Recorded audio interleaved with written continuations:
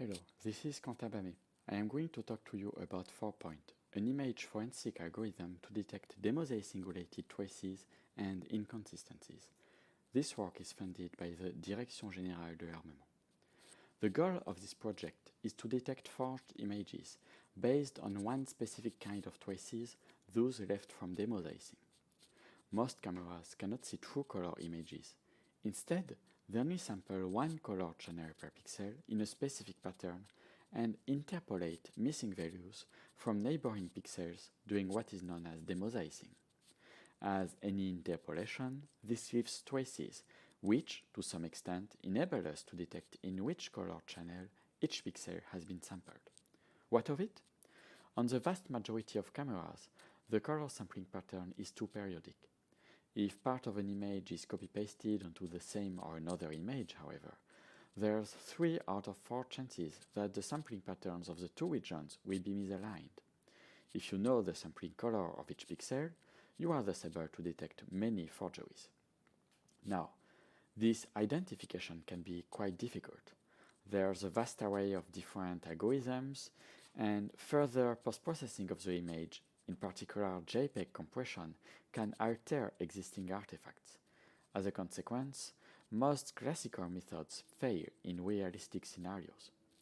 Neural networks could potentially encompass the large variety of demosaicing artifacts. However, our task is basically to find a shift in the periodicity of the sampling pattern.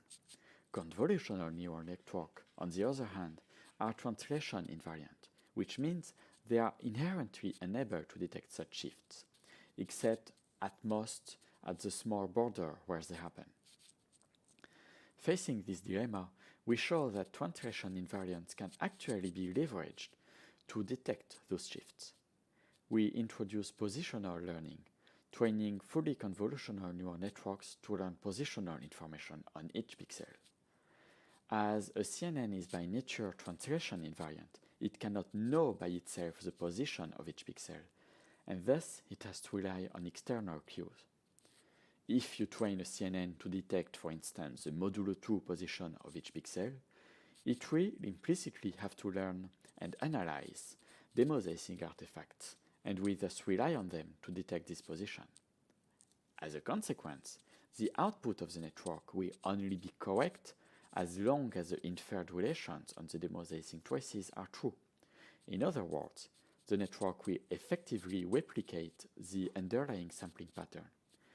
If part of an image has been forged and the sampling pattern is shifted in this region, then the output of the network will be consistently erroneous in that region as well. Such errors in the output of the network can then be detected as forgeries. With these schemes, we are able to detect mosaic shifts in many cases. However, this is not always enough.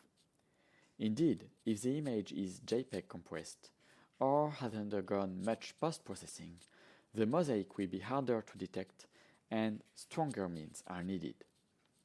To truly adapt the network to the image, you can retrain it directly on the potentially forged image as if it were authentic. If the image is indeed authentic, then the network will, over time, be able to correctly detect the position of each pixel. But what did we just do? Isn't all of it some useless overfitting? Some of it might actually be. However, if there is a shift in the mosaic, the forged region will send a signal that is completely contradictory to the rest of the image, and the network will not be able to learn much on it. As a consequence, the overfitting on the forged zone will be very limited, and we will be able to spot the forgery. Thanks to these features, we are able to detect the mosaic of the image in most cases. Just from this single piece of information, we can beat the state-of-the-art on uncompressed image datasets.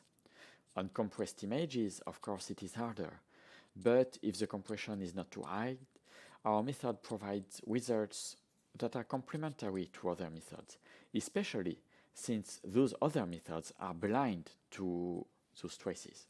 Thanks for watching. For more information, please see the website page of the project.